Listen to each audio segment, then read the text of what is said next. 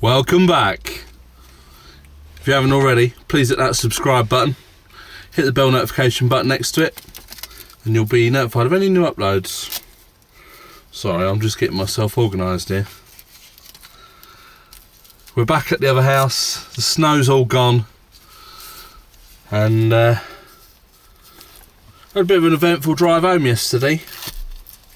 I know the trailer was seriously loaded. I better get going. Hang on, let me just start it up.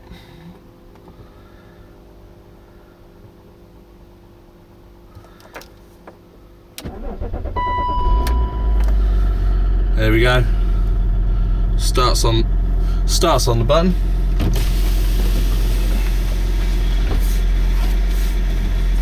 It says 19.5 in the sun. I do believe it in the sun. It says 7.8 on the thing. Put the suspension up.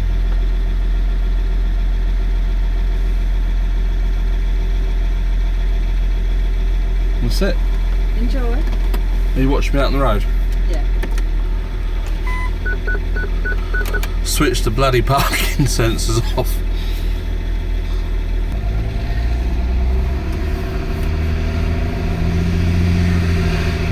Go nice and steady for a start, let it warm up.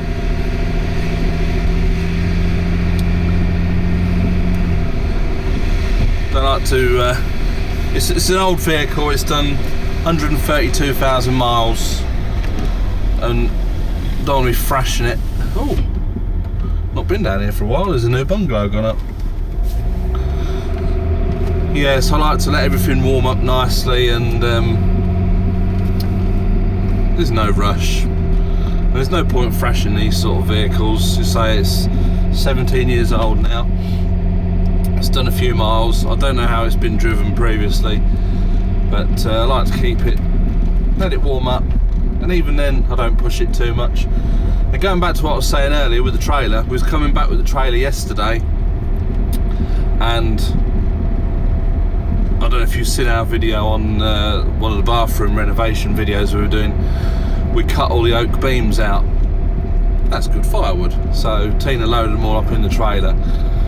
And the trailer was really heavy, and I noticed it when I was sort of pulling away, but country roads for you.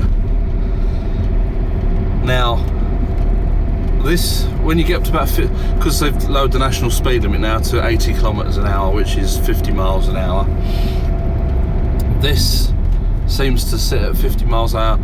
If you haven't got the trailer on, or the trailer's fairly light, if you set the cruise control on at 50 miles an hour, it's normally alright. But yesterday, with it being so heavy, it just kept revving up and going back down. So I switched cruise control off, driving it normally. Now when it gets up into 5th gear and you try to get, and you've got to put it under a heavy load, gets a bit of a vibration on. I don't think it's anything to do with the gearbox. I've got a rough idea. It could be the rear prop shaft centre bearing, which when the weather's a little bit nicer I shall get underneath. I think you've got to take a heat shield off and you can get a bar in there and just have a poke and prod about and see what's going on. So that'll be a job for during the week. Oh, excuse me, still got this flipping cough.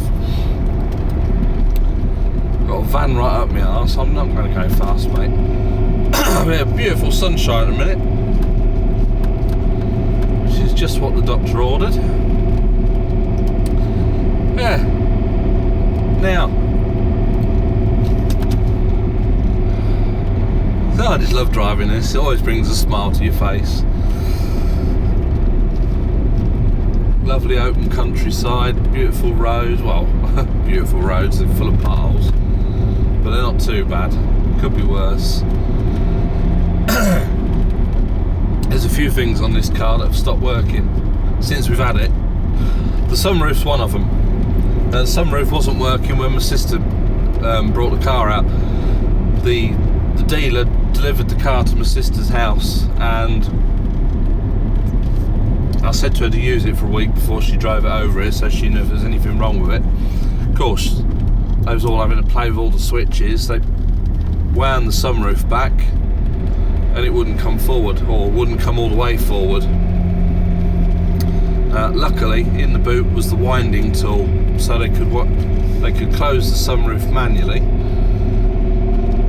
There is a way to reset the sunroof, which you press the tilt switch,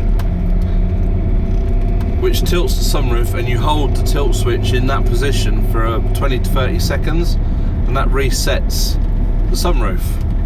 I've tried that, but the tilt switch isn't working. Let's just turn up here. See if this van follows us. Nothing coming. Lovely jubbly. There we go. No, he's gone straight over. So yeah, the tilt switch isn't working. Now the other day we was out in the car and I noticed it was very noisy, a lot of wind noise. So I got Tina to get out and have a look up the top, and the sunroof had dropped down. I don't know how it did it, but anyway, we got the little tool out and wound it back up again. So that's another job that I'm going to have a look at some point. It's not desperate, but I would like to have it all working. Another thing that's packed up since we've been using it is the rear wiper. You press the stalk, nothing happens. It doesn't even wash. I've not checked. I've not done anything yet, so I've not checked the fuses. Oh, bit of off-road there. Hey, get back on the tarmac. Watch where you're going. So I've not checked fuses or anything yet. It does appear to be a bit of a common fault. There's a plastic gear inside the wiper motor. It could be that's at fault, and I think you can buy those pieces separately. You can get a complete wiper motor for roughly £200, so it's not the end of the world. But it is handy to wipe your rear rear window when you need it, because it does get a bit filthy. No, what's all this traffic today? I thought I'd come out on a Sunday afternoon, brilliant sunshine. Oh, a bit of off-roading there. They don't like getting over in France. Let's go this way. And yeah, it's nice to be able to clear your rear windscreen. To see where you've been, obviously.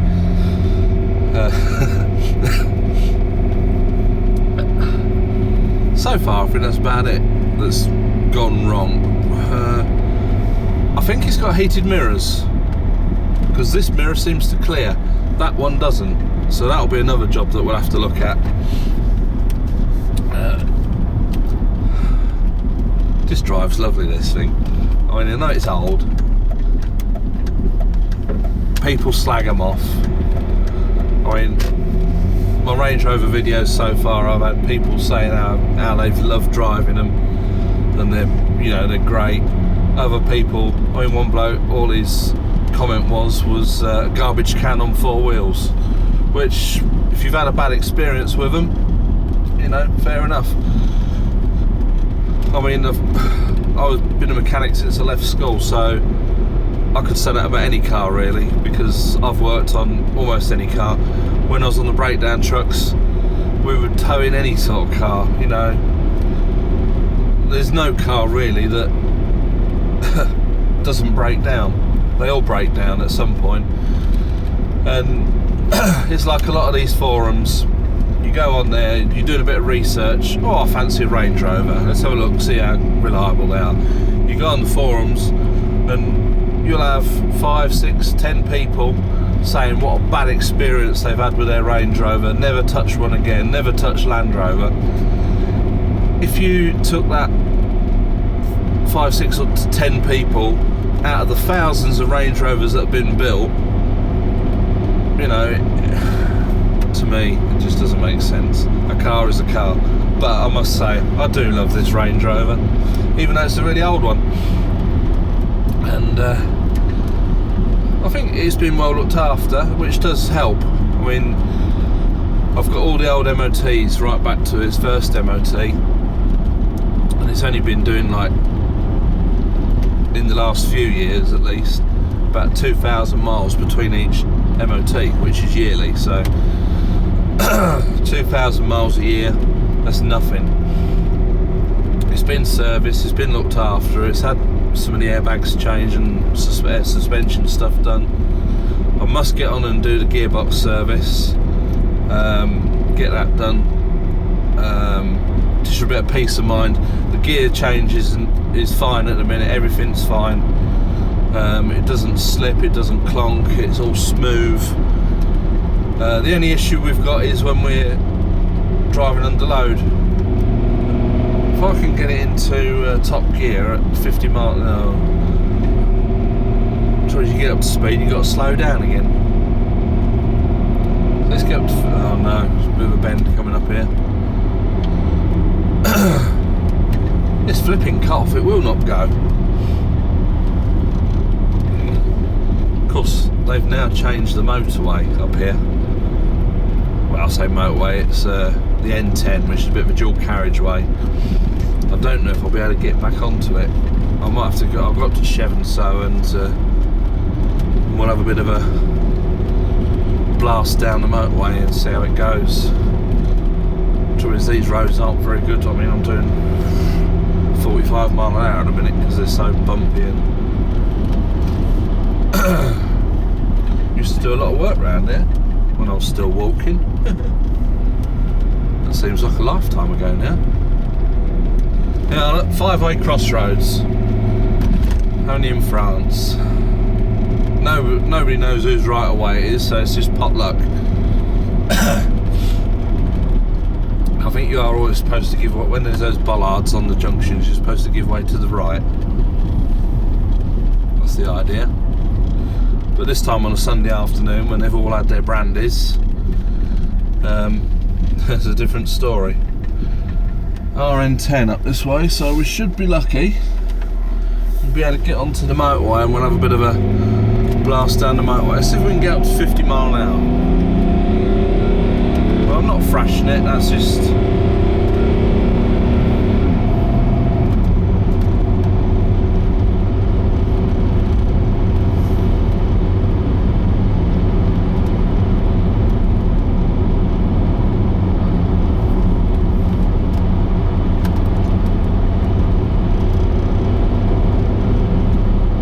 sure if that vibration's still there or not.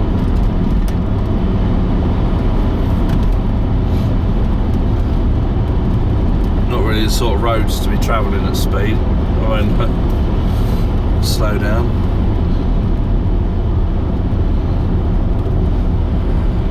Of course, the French president in his infinite wisdom decided to lower the national speed limit to 80 kilometres an hour. Most of France think it was a money-making scheme because 90 kilometres an hour is, you know, still adequately moving a bit, but 80, you know, is. And now they've had all the old Gilets jaunes protests. I think they're talking about putting the speed limit back up to 90 again. But because 60% of the speed cameras in France have been vandalised, destroyed, not working, covered up, painted, you name it, the French have done it. All in the name of protest. Vive la France! So he's not getting a lot of income out of the old speed cameras anyway. Right, now this is Chevenceau. I wonder if I can turn left here, roundabout. I don't know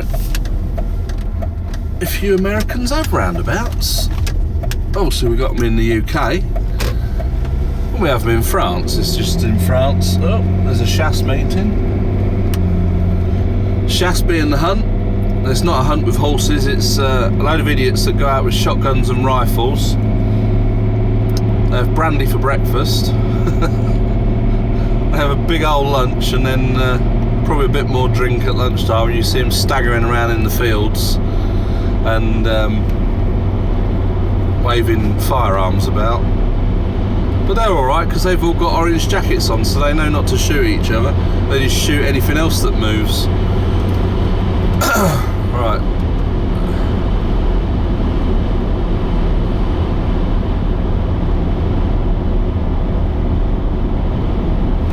Oh, I can get it right. I'm going to knock it into sport. Revs have raised, let's put a foot down. Right, 110.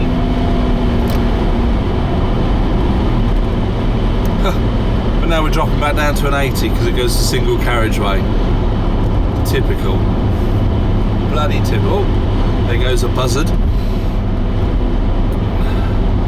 Yeah, so if you ever see the chasse in France, they're wandering around with their orange jackets on, you know to steer well clear, because if anything moves in the bushes, they'll shoot it. Ask questions later. So yeah, we're on the N10, which comes up from Bordeaux, goes all the way up past Angoulême to Poitiers.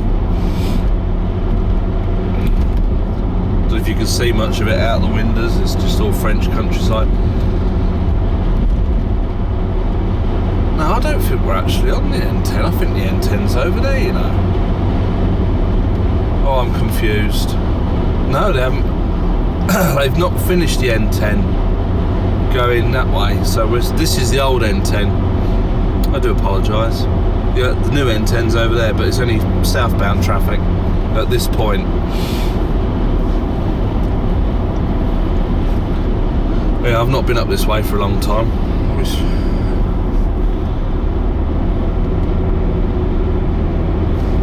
Let's see, that's the time. Now, average fuel consumption is 26.4 miles to the gallon, which I don't think is too bad, because I very rarely drive this without the trailer, and it's always, we do a little bit of motorway on the N10. I'm not quite sure what's going on here, because that's the N10 there now. How's this happened? So I've not been up this road for 3 years, I suppose. When, you know, when I was rushed into hospital 4th of April 2016, so it's coming up to the 3-year anniversary. But all this, I thought this N10 was open all the way through, but obviously it's not. But we'll go a bit further and see if we can get on the actual N10, because it's a nice smooth bit of road. The car hasn't dropped down into highway mode yet, so we're still at normal ride height, which is not too bad. It's not too wallowy, you know. Not like the old Range Rovers used to be. I had a P38 before this one. That wasn't too bad, because that used to drop itself down when you got over a certain speed. But then before that, I've had 2 or 3 Range Rover Classics, which were quite wallowy all over the place. Ah, this looks like a new bit of N10. We'll get up some speed here, look. I'm getting a bit of wobble on the wheels, but that could be down to a lot of the mud that's got stuck. We was over at the farm, there was hell of a lot of mud driving through the field and that. It might have got stuck to the inside of the tyres. I mean, now we're up to speed, it's lovely and smooth. Just waiting for it to, I was going to come off there, but we'll keep going and get it to drop down into highway mode. Here we go, it's flashing now, so it's just settling down. I think it drops about 20 millimeters. Yeah, thanks for that, mate. French overtaking is like nothing else on this earth. They pull past you and then pull back in about 6 inches off your front bumper. I don't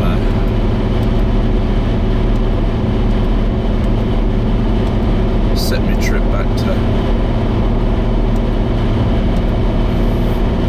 clear it. So we're doing, just put the cruise control on, you activate it by pressing the 0/1 button, get to whatever speed you want, press plus, and that's it. Cruise control is on. So we're doing just over 110 kilometers an hour, 2,500 RPM.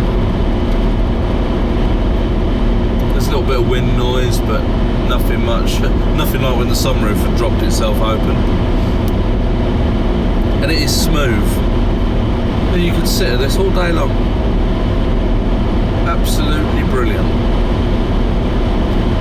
For £3,500, I'm chuffed to bits. Can you tell? I don't know if you can see much of the French countryside out there.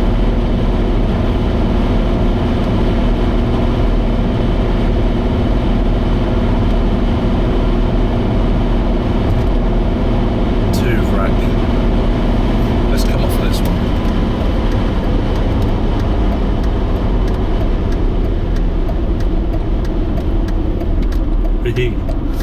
So we're still in highway mode now, and that'll stay in there until we've been below the speed for about 30 seconds, I think.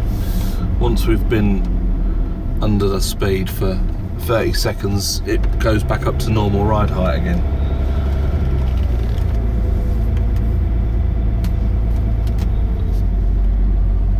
Not sure where this junction takes to, reckon the Tatra.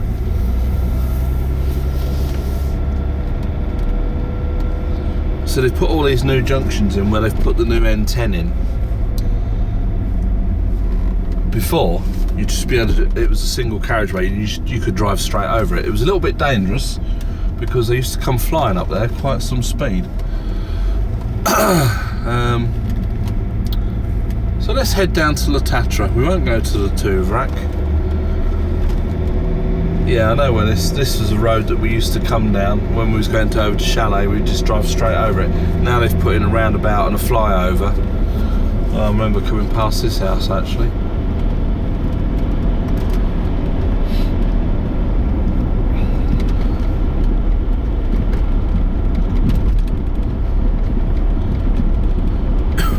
So yeah, we're back up in normal ride height now.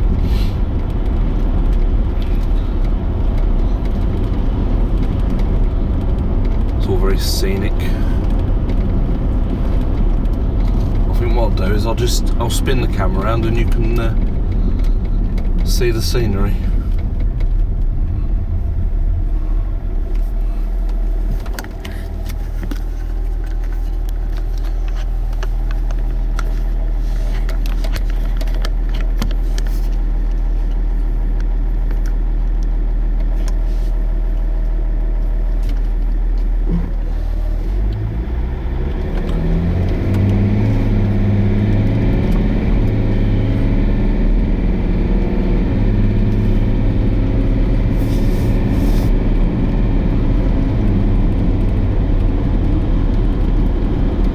Been a very long time since I've been along this road.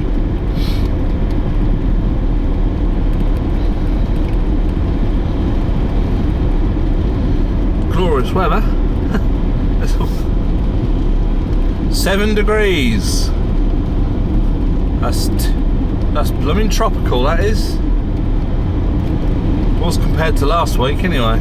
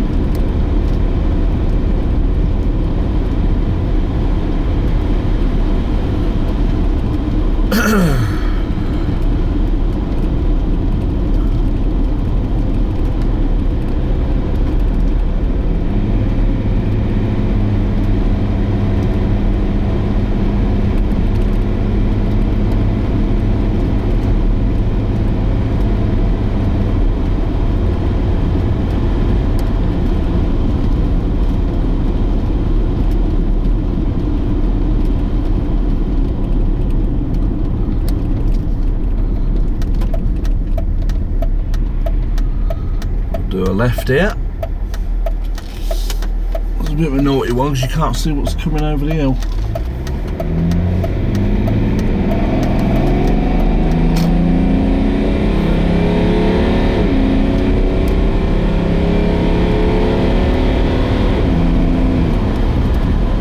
Daisy.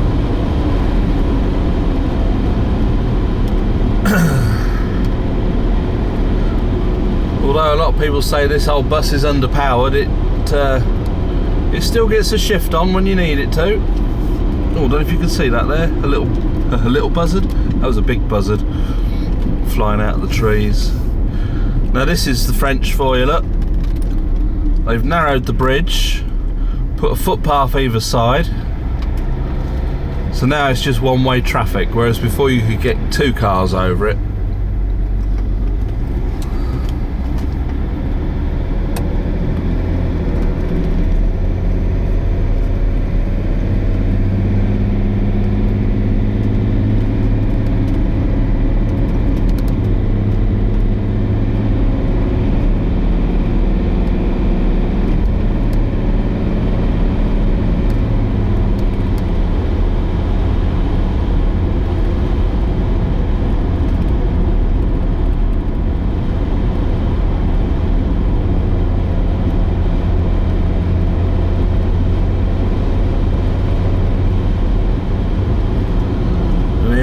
Back in Bain.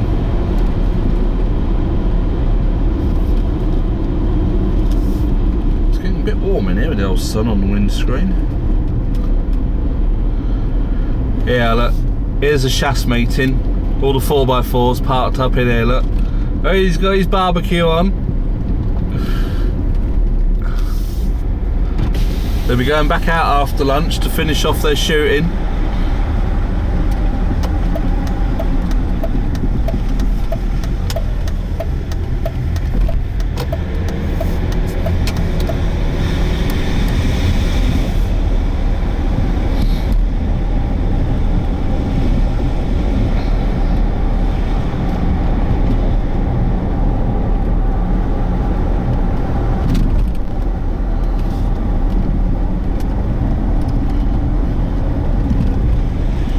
Yeah, Citroen C15, you don't see many of them. Old Mr. Hugnut's just done a video on one of those.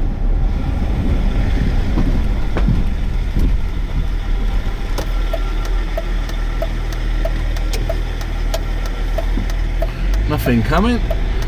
Trouble is, you got to stick your nose right out in the road to see if there's anything coming.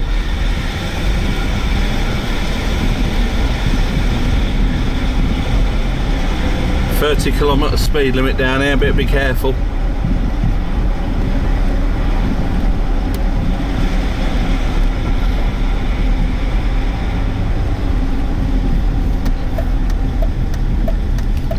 Look at this, we're almost home.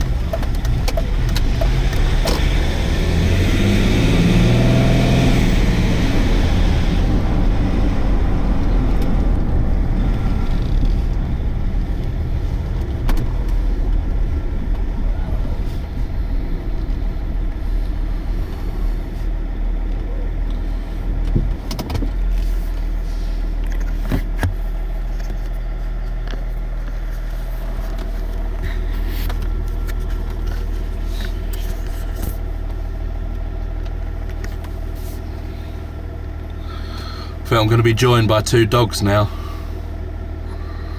They can jump in the back.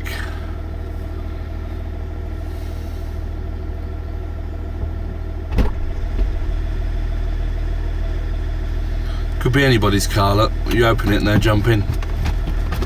Hello Kira. Hello Ludo.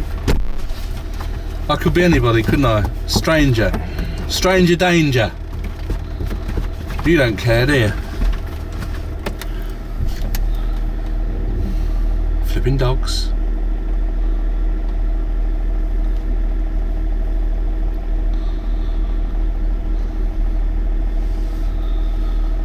I'll drive him forwards again so we can get the trailer back on. Don't have this trouble at the new house because, oh, might have got that wrong. Yeah. Didn't get enough swing on it. Whoops, Daisy. Yeah, we could just drive in the field and turn around and be facing outwards, so.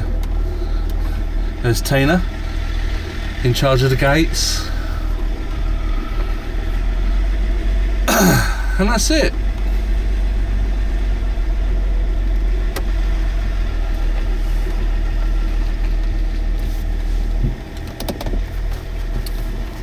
the old suspension down.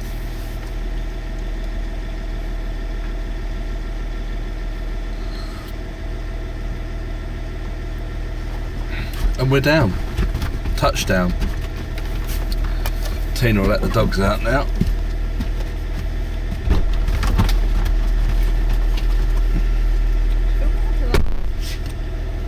So it's not much of a video today, this one. I just thought as the sun was out, we'll go for a little drive and a bit of a chat about the old Range Rover. I'm still loving this car, it's brilliant. And yeah, so you got to see a bit of the French countryside, bit of chit chat, and yeah, hopefully during the week we're going to get on with some more little projects on the car. We've possibly got a buyer for this house, so our time may be spent otherwise occupied. Obviously we've got a lot of stuff to pack up and sort out, and it's just an absolute night. Once in France, once somebody's agreed, put in an offer and they've agreed, you sign up a contract, or the estate agent draws up a contract, you both sign it, you have 10 days calling off period, and after that 10 days, if they back out, they lose the deposit basically. And it generally takes 3 months to sell a house in France, but when we was buying the last one, we was cash buyers, and it was less than 3 months. It was just over 2 months, so we have to be prepared for that and start moving stuff really. The house that over on the farm is not really ready to move into, but we'll have to just do the best we can. So I'll try and get some more Range Rover videos out as soon as possible, but you'll have to just bear with me for a short bit of time. And I'll say I've dropped the suspension down, but it looks a bit high still. Oh well, be a bit of a job getting in and out, not to worry. So yeah, hope you like this video. Please click the thumbs up, that all helps. It's a bit bright here. Subscribe if you haven't already. And from me and Tina, she's actually cleaning the frying pan with a wire brush. The outside, of course, not the inside. So from me and her, it's bye for now.